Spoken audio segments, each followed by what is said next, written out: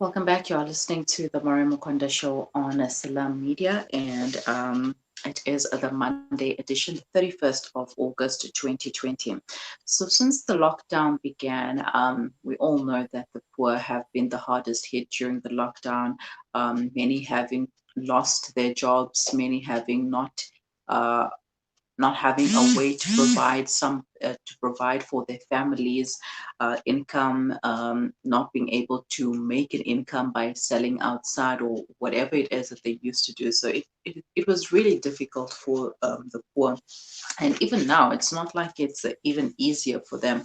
And a lot of people have stepped up to the plate to try and assist where possible. And these are not organizations, these are not government, these are ordinary citizens who are living in the communities, seeing the need for people to be fed, and doing whatever they can to make that happen, whether it's taking money from their own pockets, whether it's selling their children's cars, whether it's whatever.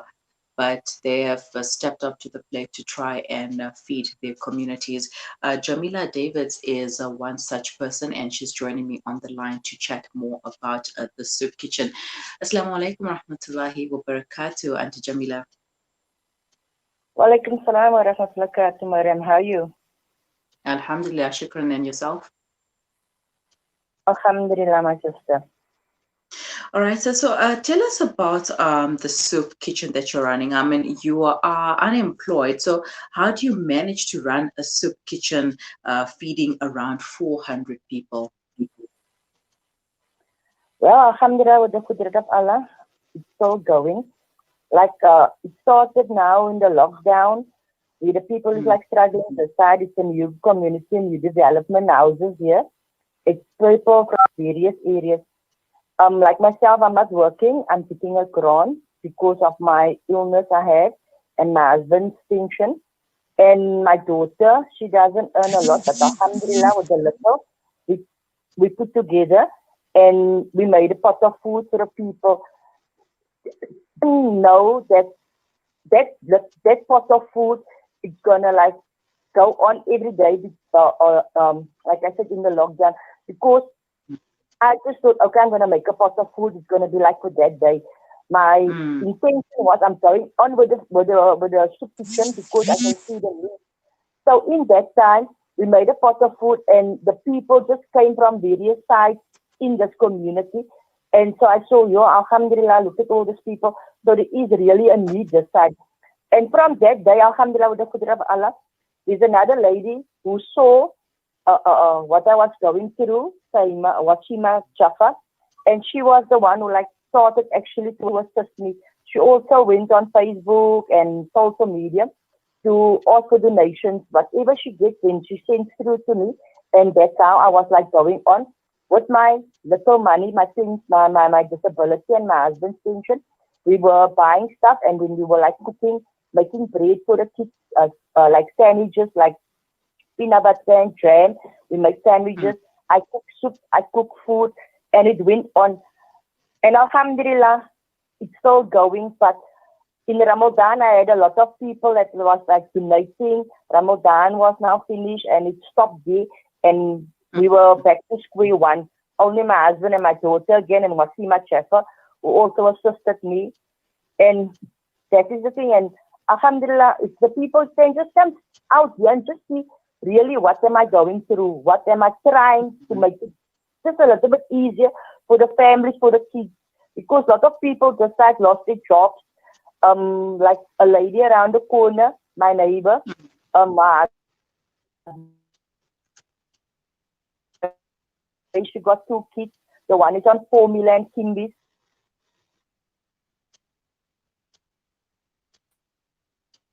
And her only way out was she came to me. She only maybe with Kimbi's or maybe milk for the baby formula. And I was trying to make Mm. it. And Alhamdulillah, I did just a assisting. But just a lot of people with disabilities, wheelchairs. Uh, that is the thing. Yeah. Mm-hmm. Now, what's the situation like in Forest Village? I mean, you said earlier that it's a new development, and you recently moved there as well. So, what is it like, and what was it like before the lockdown as well? Well, I got the house just like say 2, 3 weeks before lockdown. I received my house. I was like 26 years on the waiting list. And Alhamdulillah, I was so happy. I was so glad to have my own place with my kids. Alhamdulillah. And it was really like, it's difficult. Like, how can I put it? I'm not a registered NGO. And I was also asking around for people for assistance. And people like, they don't have or they can't. And they were like looking, Mm-hmm. yeah, what how can I put it now? Um, there's various things going around. People like taking donations and they use the donation for something else or what. I'm not like that. I everything I'm receiving, I'm making the food. Say if somebody bring me now Mm-hmm. vegetables, then I cook it. And if they put maybe money or they give money, I go buy the stuff and I take a photo of the receipt. I send it to them maybe via WhatsApp or something so they can know, no, there's their money going in. I'm making the food. You see? Mm-hmm. Like Mm-hmm. this side here, I'm Alhamdulillah. really struggling. And I'm trying just to keep the soup kitchen going because yes, nothing the kids really if I don't have something to cook or something, then yeah, like, you don't know how do I feel. I, I Mm-hmm. I'm gonna tell you straightforward. Then I also don't eat. Maybe my kids eat if there's bread for them, alhamdulillah. I don't eat because the people is coming to knock on my door because they know I'm making food and they ask me, are you gonna have something today or that? Then I look at them. Whatever's in my cupboard I can give them, I give them. Then they can also eat. Mm-hmm. MashaAllah. Now, Auntie Jamila, you haven't been feeling well lately. Tell us a bit about what's going on.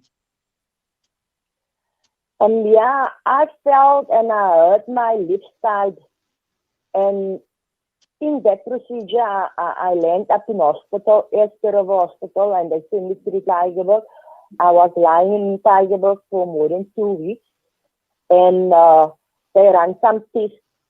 As the results came back, the doctor said to me, yeah, my pancreas here is still growing on the, and it's like growing. And he said to me, okay, it's going to give me like a 2 months. Then I must come back for another scan. I went back for another scan and the cyst was actually bigger. And Mm, they drew some fluid and he said to me, okay.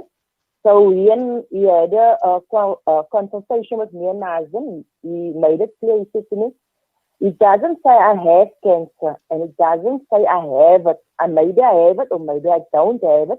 But the mm, results, I'm waiting for the results. But I must come back.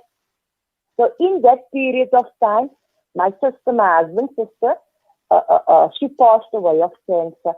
And I saw what she went through in that stage of her cancer. What did it do to mhm, her family, to her children, and that.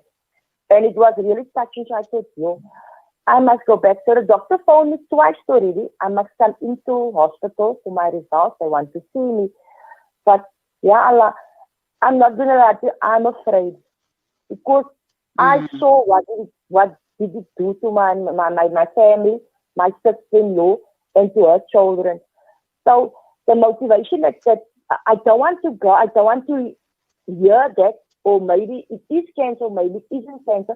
So now I don't want to go. I would rather live with this thing, knowing, knowing or not knowing. That's why the motivation of this feeding scheme is like it's actually keeping me going, cooking. Then I don't stress mhm, about myself. I don't worry about my health, but I can go on cooking for these people, for the children, for other families and make them happy. You see, that is my mhm, thing now. mhm. Alhamdulillah. Yeah, but And what about support well, from the local municipality? um, there is some people that came now. They saw me Mm, on Facebook. They saw me on Instagram. They heard the message over Voice of the Cape and the newspaper, the Daily Voice. And I had about now one, two, three, four, five people that came. Mr. Parker came. He brought me some chicken. He brought me maize meal. He brought me rice.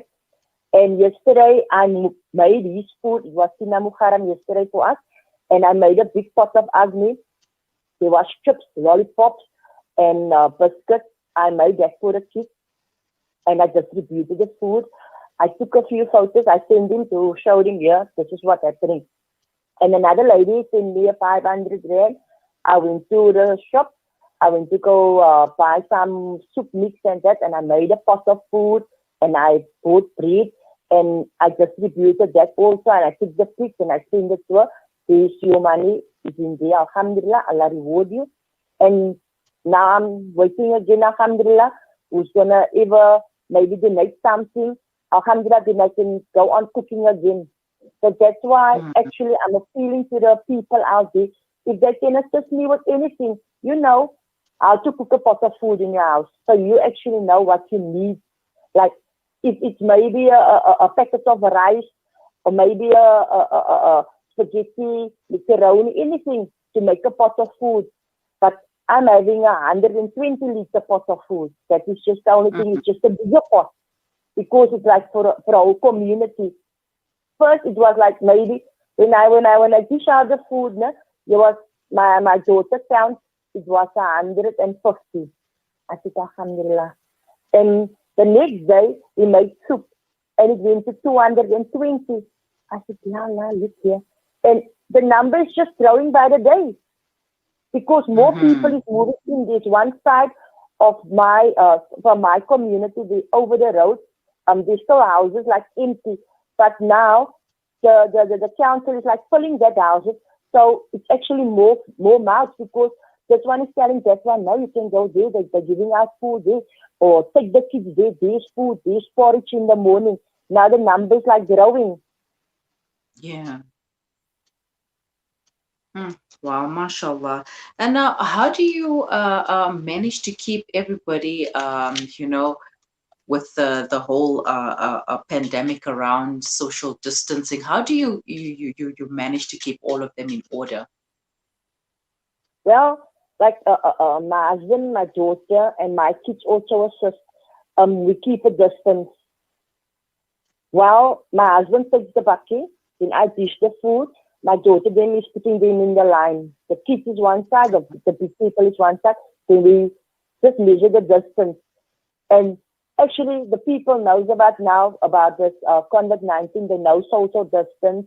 Like yesterday, it was a little bit cold, and so the people came and they were like, oh, rushing because they were like told it's gonna rain. So they were still like a distance, and they know because for their own safety as well and for the children. And it wasn't like they went out of the line and so. But the most fun part of yesterday, when I distributed the food, I got a bag of small skirts by Voice of the Cape now in the week. And I was distributing that for the small children because it's only one size from 3 till 4. And while we were dishing the food and the chips and the biscuits, we dish out the small skirts for the smaller girls now. And like when everything was like finished, all that girls who got skirts came with the skirts to come and show me how they look. And I put on this Jerusalem song, and they were dancing, and I made a video. From them, they just came here, and Jamiela, come see here. And the African girls told me, go, come see here. And the whole street was full again, and they were dancing in their heads. Yeah. But alhamdulillah, they know about the distance, and there's quite a control. Isn't like the go. Mashallah. Auntie Jamila, you are certainly inspiring, and you've inspired a lot of people as well with your strength and your courage. What is your advice to our listeners and possibly our viewers as well?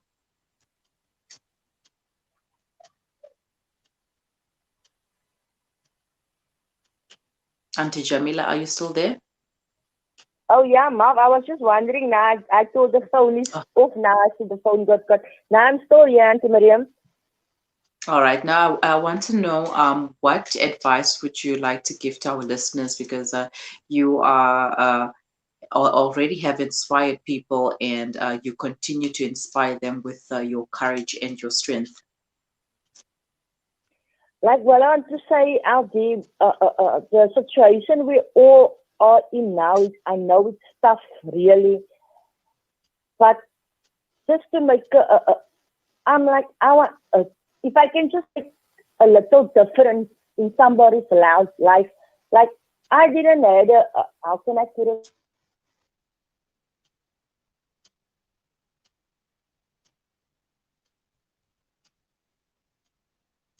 Auntie Jamila, you're breaking up. I can't hear you on the other side. I know everybody's struggling at this moment. Everybody's going through various things, situations, and that. But Alhamdulillah, we all trust in Allah. Like I trust in Allah because everything is happening with the Qudrat of Allah. Nothing, all this was only possible with the Qudrat of Allah. He put me here for a reason, Alhamdulillah. And I can just say Shukr to Allah. And I just want to appeal to anybody out there who can assist me just to help this side, just to make it easy, a little easy for the kids out here. I mean, Alhamdulillah, Allah will reward you. Allah is rewarding everybody. And like I don't know what other people going through, but inshallah with dua, Alhamdulillah. Mm-hmm. Okay, Auntie Jamila, how can people contact you? Well, I got the cell number 07 44 Mm-hmm. 29 0 336. They can phone me on that number. That's a WhatsApp number as well. If they can assist me with anything, clothing, baby formula, kimbies, food to go make food, anything, I will really appreciate it. And if they want to come, maybe distribute self, they can come. My door's open. They can come and see what's happening here. Like today, I'm also cooking. I'm also going to distribute today. It's raining here, but by us, Alhamdulillah. And if they feel they want to make their own food and come through and distribute, they can just come. There's no problem with that as well. Mm-hmm. All right, Alhamdulillah. Auntie Jamila, shukran so much for your time. May Allah grant you complete shifa and also may He make this Amen. Amen. yours possible. And no matter what circumstances, may you never stop doing this for your community. Amen. Alhamdulillah. That's all I want to do. I just want to keep on going. That is my main focus at this point of view. Just to like keep on going for my community this side. Even if I can assist other communities, I'm prepared to try. I'm prepared and willing. But at this present moment, there's a need at my community this side because I'm living here. I see what is the struggle here. What are we going through? What are they going through? Mm-hmm. All right, Alhamdulillah. Jazakallah so much for your time and have a wonderful day. Assalamu alaikum. Walaikum salam. Shukran, Mariam. Mariam, Mark, what is the radio station's name? This is Salam Media, and you're on the Mariam Mukwanda show. Salam. Alhamdulillah. Shukran for you. Allah reward you also. And shukran for the good work you are also doing. And try to assist us this side and all the other communities you are helping. Shukran for you. Alhamdulillah, ilahi ameen. Assalamu alaikum, Auntie Jamila. Have a wonderful day. Alhamdulillah. Walaikum salam wa rahmatullahi wa barakatuh. Right, that was Auntie Jamiela Davids from Cape Town who started a soup kitchen when the lockdown started as well. And she is feeding up to 400 people from her community in Forest Village in Cape Town. And she recently just found out that she might have cancer, but she is too afraid to go and get the results.